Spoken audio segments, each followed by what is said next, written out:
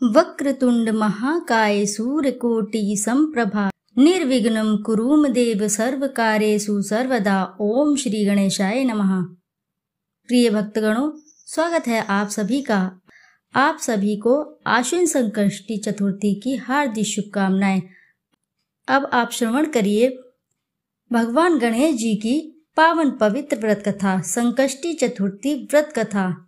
जो भी साधक इस कथा को हृदय के साथ श्रवण करते हैं, रसपान करते हैं, उनकी सभी बाधाएं शीघ्र ही दूर होती है। तो आइए रसपान करते हैं आश्विन संकष्टी गणेश चतुर्थी व्रत कथा। युधिष्ठिर ने भगवान से पूछा, हे कृष्ण जी, मैंने सुना है कि आश्विन कृष्ण चतुर्थी को संकटा चतुर्थी भी कहते हैं। हे जगदीश्वर, आप कृपा करके मुझे विस्तार पूर्वक इस कथा का श्रवण कराइए। श्री कृष्ण जी ने उत्तर में कहा कि प्राचीन काल में यही प्रश्न पार्वती जी ने गणेश जी से किया था कि हे देव, आश्विन मास में किस प्रकार गणेश जी की पूजा की जाती है, इसे करने से क्या फल मिलता है। यह सुनकर गणेश जी ने कहा, हे माता, सिद्धि की कामना रखने वाले व्यक्ति को चाहिए कि आश्विन मास में कृष्ण पक्ष की चतुर्थी की पूजा पूर्वोक्त विधि से करे। आश्विन मास की संकष्टी चतुर्थी को श्री कृष्ण तथा बाणासुर की इस कथा के अनुसार एक समय की बात है।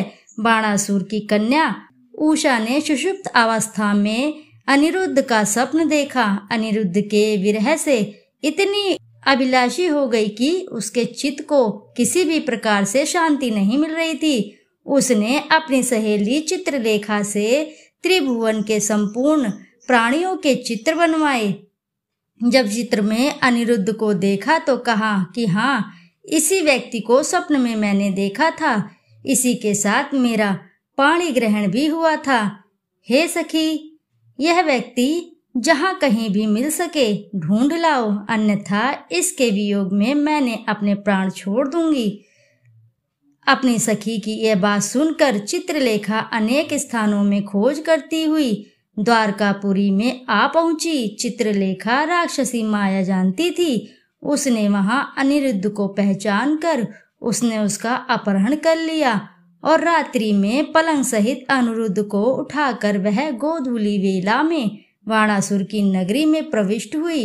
इधर प्रद्युम्न को पुत्र शोक के कारण असाध्य रोग से ग्रसित होना पड़ा। अपने पुत्र प्रद्युम्न एवं पौत्र अनिरुद्ध की घटना से भगवान श्री कृष्ण भी व्याकुल हो उठे। रुक्मणी के पौत्र के दुख से दुखी होकर बिलखने लगी और खिन्न मन से भगवान श्री कृष्ण से कहने लगी, हे नाथ, हमारे प्रिय पौत्र का किसने हरण कर लिया, अथवा वह अपनी इच्छा से ही कहीं गया है। मैं आपके सामने शोकाकुल होकर अपने प्राण छोड़ दूंगी। रुक्मणी की ऐसी बात सुनकर भगवान श्री कृष्ण जी यादवों की सभा में उपस्थित हुए। वहां उन्होंने परम तेजस्वी लोमश ऋषि के दर्शन किए। उन्हें प्रणाम कर भगवान श्री कृष्ण ने सारी घटना कह सुनाई। भगवान श्री कृष्ण ने लोमश ऋषि से पूछा कि हे मुनिवर, हमारे पौत्र को कौन ले गया है? वह कहीं स्वयं तो नहीं चला गया है। हमारे बुद्धिमान पौत्र का किसने अपहरण कर लिया, यह बात मैं नहीं जानता हूँ। उसकी माता पुत्र वियोग के कारण बहुत दुखी है। श्री कृष्ण की बात सुनकर लोमश मुनि ने कहा, हे कृष्ण, बाणासुर की कन्या उषा की सहेली चित्रलेखा ने आपके पौत्र का अपहरण किया है और उसे बाणासुर के महल में छिपा के रखा है। यह बात नारद जी ने बताई है। आप आश्विन मास के कृष्ण पक्ष की चतुर्थी संकटा का अनुष्ठान कीजिए। इस व्रत के करने से आपका पौत्र अवश्य ही आ जाएगा। ऐसा सुनकर मुनिवर वन में चले गए। भगवान श्री कृष्ण जी ने लोमश ऋषि के कथन अनुसार व्रत किया और इस व्रत के प्रभाव से उन्होंने अपने शत्रु बाणासुर को पराजित कर दिया। यद्यपि उस भीषण युद्ध में शिव जी ने भी बाणासुर की बड़ी रक्षा की, फिर भी वह परास्त हो गया। भगवान श्री कृष्ण जी ने कुपित होकर बाणासुर के सहस्त्र भुजाओं को काट डाला। ऐसी सफलता के कारण व्रत का प्रभाव ही था। भगवान श्री कृष्ण जी को प्रसन्न करने तथा संपूर्ण विघ्न को हरने के लिए इस व्रत के समान कोई दूसरा व्रत नहीं है। भगवान श्री कृष्ण ने कहा, हे राजन, संपूर्ण विपत्तियों के विनाश के लिए मनुष्य को इस व्रत को अवश्य ही करना चाहिए। इसके प्रभाव से आप शत्रुओं पर विजय प्राप्त करेंगे एवं राज्याधिकारी होंगे। इस व्रत की महिमा का वर्णन बड़े बड़े विद्वान भी नहीं कर सकते। हे कुंती पुत्र, मैंने इसका अनुभव स्वयं ही किया है। यह मैं आपसे सत्य कह रहा हूँ। आइए श्रोताओ, अब रसपान करते हैं संकष्टी चतुर्थी व्रत की दूसरी व्रत कथा। भगवान कृष्ण युधिष्ठिर को इस व्रत की महानता के बारे में बताते हुए कहते हैं कि प्राचीन काल में रंती देव नामक प्रतापी राजा थे। राजा की मित्रता यम, कुबेर और इंद्र आदि देवों से थी। उनके ही राज्य में धर्मकेतु नामक ज्ञानी ब्राह्मण रहते थे। उनकी 2 पत्नियां थी, एक सुशीला और दूसरी चंचला। सुशीला कोई न कोई व्रत करती थी जिससे उसका शरीर दुर्बल हो गया। वहीं चंचला कोई व्रत नहीं करती थी और भरपेट भोजन करती थी। कुछ दिनों बाद सुशीला को शुभ लक्षणों वाली एक कन्या हुई और चंचला को पुत्र रत्न की प्राप्ति हुई। कन्या की शुभता को देखकर चंचला सुशीला को ताना देने लगी। अरे सुशीला, तुमने इतने व्रत और उपवास किए हैं जिसकी वजह से तुम्हारा शरीर जर्जर हो गया, फिर भी एक कृशकाय कन्या को जन्म दिया। मुझे देख, मैं कभी व्रत आदि के चक्कर में ना पड़कर हृष्ट पुष्ट बनी हुई हूँ और वैसे ही बालक को भी जन्म दिया है। चंचला की बातें सुशीला के हृदय में चुभने लगी। वैशाख चतुर्थी के दिन सुशीला ने पूरी भक्ति भाव के साथ संकट नाशक गणेश चतुर्थी का व्रत किया। व्रत से प्रसन्न होकर गणेश जी ने दर्शन दिए। गणेश जी ने आशीर्वाद देते हुए कहा, हे सुशीला, तेरी कन्या के मुख से मोती और मूंगा प्रवाहित होती रहेंगे और तुझे वेद शास्त्र वेता का एक पुत्र भी होगा। वरदान को देने के बाद गणेश जी अंतर्धान हो गए। वरदान के बाद कन्या के मुंह से मोती और मूंगा झड़ने लगे और कुछ दिनों बाद एक पुत्र की प्राप्ति भी हुई। उसके कुछ दिनों बाद ही धर्मकेतु का स्वर्गवास हो गया और उनकी मृत्यु के उपरांत चंचला का घर पूरा धन लेकर दूसरे घर में जाकर रहने लगी। लेकिन सुशीला पति के घर में रहकर ही पुत्र और पुत्री का पालन पोषण करने लगी।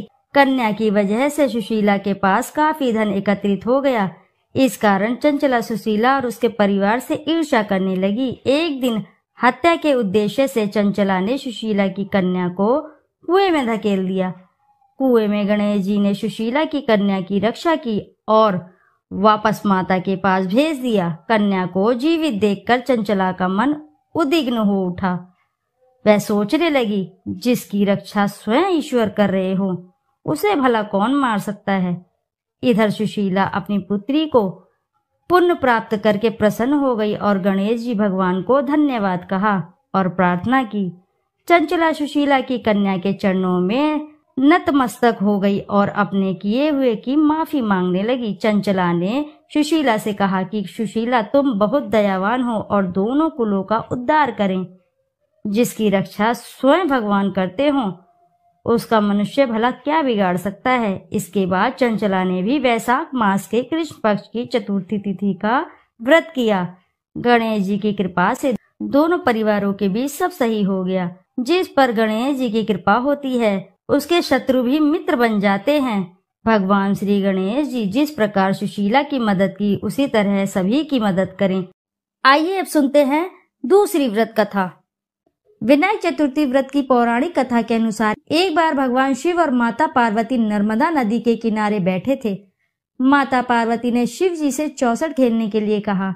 इस खेल में हार जीत का फैसला करने के लिए भगवान शिव ने कुछ तिनके एकत्रित करके उसका एक पुतला बनाकर उसकी प्राण प्रतिष्ठा कर दी। भगवान शिव ने उस पुतले से कहा कि बेटा, हम चौपड़ खेलना चाहते हैं, इसीलिए तुम्हें बताना है कि हम दोनों में कौन सा हारेगा और कौन जीतेगा। उसके बाद भगवान शिव और माता पार्वती के बीच खेल प्रारंभ हो गया। यह खेल 3 बार खेला गया और तीनों बार ही माता पार्वती जीत गई। खेल समाप्त होने पर उस बालक से हार जीत का फैसला करने के लिए कहा गया तो उस बालक ने पार्वती की जगह महादेव को विजयी बताया। यह सुनकर माता पार्वती क्रोधित हो गई और उन्होंने बालक को लंगड़ा होने और कीचड़ में पड़े रहने का श्राप दे दिया। बालक ने माता पार्वती से माफी मांगते हुए कहा कि माता, मुझसे अज्ञानतावश में ऐसा हुआ है। बालक द्वारा क्षमा मांगने पर माता का दिल पिघल गया उन्होंने कहा, यहाँ गणेश पूजन के लिए नाग कन्याएं आएंगी, उनके कहे अनुसार गणेश व्रत करो, ऐसा करने से तुम्हारा कष्ट दूर होंगे। यह कहकर माता पार्वती चली गई। 1 वर्ष के बाद उस स्थान पर नाग कन्याएं आई। नाग कन्याओं से भगवान गणेश के व्रत की विधि जानने के बाद बालक ने 21 लगातार गणेश जी का व्रत किया, जिसके परिणाम स्वरूप गणेश जी प्रसन्न हुए। उन्होंने बालक को मनोवांछित फल मांगने के लिए कहा। बालक ने कहा, हे विनायक, मुझे इतनी शक्ति दे दीजिए कि मैं अपने पैरों से चलकर कैलाश पर्वत तक पहुंच सकूं। भगवान गणेश ने बालक को वरदान दे दिया। इसके बाद वह बालक कैलाश पर्वत पर पहुंचा। उसने अपनी कथा भगवान शिव को सुनाई। चौपड़ वाले दिन से ही माता पार्वती शिव से नाराज हो गई थी। देवी को मनाने के लिए भगवान शिव ने भी बालक के बताए अनुसार 21 दिनों तक भगवान गणेश का व्रत किया। इस व्रत के प्रभाव से माता पार्वती की नाराजगी दूर हो गई और स्वयं भगवान शिव से मिलने पहुंच गई। तब भगवान शंकर ने माता पार्वती को इस व्रत के बारे में बताया। यह सुनकर माता पार्वती के मन में अपने पुत्र कार्तिकेय से मिलने की इच्छा जागृत हुई। तब माता पार्वती ने भी 21 दिन तक श्री गणेश का व्रत किया। व्रत के 21वें दिन कार्तिकेय स्वयं माता पार्वती से मिलने चले आए। तभी से यह व्रत समस्त मनोकामनाओं की पूर्ति करने वाला व्रत माना जाता है। तो बोलो भक्तों, जय श्री गणेश महाराज की जय। जानिए कैसे भगवान शिव ने गणेश जी को चतुर्थी के दिन पूजे जाने का वरदान दिया। पौराणिक कथा के अनुसार एक बार माँ पार्वती स्नान करने कक्ष में गई। कक्ष में कोई न आए, इसके लिए उन्होंने गणपति बप्पा को बाहर खड़ा कर दिया और आदेश दिया कि जब तक मैं स्नान करके बाहर न आ जाऊं तब तक किसी को अंदर मत आने देना। भगवान गणेश ने अपनी माँ पार्वती का आज्ञा का पालन किया। कुछ ही समय बाद देवों के देव महादेव पार्वती से मिलने आ गए, लेकिन उनको भगवान गणेश जी ने माँ पार्वती से मिलने से रोक दिया। भगवान शिव जी ने कई बार प्रयास किया कि वह माँ पार्वती से मिले, लेकिन माँ पार्वती के आदेश के सामने उनकी एक न चली। माँ पार्वती से न मिलने पर भगवान शिव क्रोधित हो गए। इसके पश्चात उन्होंने अपने शस्त्र त्रिशूल से गणेश जी का सिर धड़ से अलग कर दिया। माता पार्वती जी भगवान गणेश जी की आवाज सुनकर कक्ष से बाहर आई। वह अपने पुत्र का सिर धड़ से अलग देखकर अधिक दुखी हो गई और अपने पुत्र को जीवन दान देने का आदेश भगवान शिव जी को दिया। जिसके बाद भगवान शिव ने एक हाथी के बच्चे का सिर गणेश जी के धड़ से लगा दिया। इससे गणपति बप्पा को दूसरा जीवन मिल गया। इसके बाद सभी देवी देवताओं ने भगवान गणेश जी को आशीर्वाद दिया। तभी से महिलाएं अपनी संतान की दीर्घ आयु के लिए सकट चौथ का व्रत रखती हैं। मान्यता है कि इस व्रत को रखने से वृत्ति के सभी पाप कर नष्ट हो जाते हैं और दाम्पत्य जीवन सुखमय हो जाता है। जीवन कल्याणमयी बन जाता है। हर कार्य क्षेत्र में सफलता प्राप्त होती है। यदि आप इस कथा का मन लगाकर सच्ची श्रद्धा के साथ श्रवण करते हैं तो आपके समस्त कार्य धीरे धीरे सभी सिद्ध हो जाते हैं। रोग दोष कष्ट सभी जीवन से समाप्त हो जाता है। एक बार की बात है, राक्षसों के प्रकोप के कारण देवता काफी परेशान हो गए। सभी राक्षसों ने मिलकर देवताओं को परेशान कर रखा था। उनसे परेशान होकर सभी देवता भगवान शिव के पास मदद मांगने पहुंचे और मदद की गुहार लगाने लगे। देवताओं ने शिव जी को सारी परेशानी बताई और उनसे समस्या का हल मांगा। वहीं उस समय शिव जी पार्वती के साथ भगवान कार्तिकेय और गणेश जी भी बैठे थे। भगवान शिव ने देवताओं को कहा था कि आपकी परेशानी का हल कार्तिकेय और गणेश जी में से कोई एक अवश्य ही करेंगे। तभी भगवान शिव ने अपने पुत्रों से पूछा कि तुम में से कौन देवताओं की मदद कर सकता है और राक्षसों का संहार कर सकता है।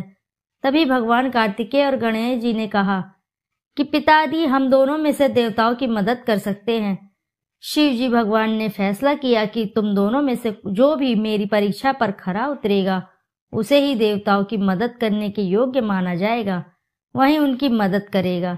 भगवान शिव ने शर्त रखी कि तुम दोनों में से जो सबसे पहले पृथ्वी की परिक्रमा करके वापस आएगा देवताओं की मदद करने के लिए जाएगा। शिव जी भगवान की यह शब्द सुनकर दोनों में हामी भर दी और यह सुनते ही भगवान कार्तिकेय अपने वाहन मोर पर सवार होकर पृथ्वी की परिक्रमा के लिए चल पड़े। लेकिन गणेश भगवान वहीं पर खड़े रहे। मन ही मन में सोचने लगे कि मैं अपने वाहन मूषक पर पृथ्वी की परिक्रमा कैसे कर सकता हूँ। तभी उन्हें एक उपाय सूझा। अपनी जगह से उठकर भगवान श्री गणेश ने माता पार्वती और शिव जी भगवान की परिक्रमा करने लगे। गणेश जी ने 7 बार परिक्रमा की और कहा, पिताजी मेरी परीक्षा पहले पूरी हुई। यह देखकर सभी हैरान हो गए कि गणेश भगवान ने तो ये क्या किया।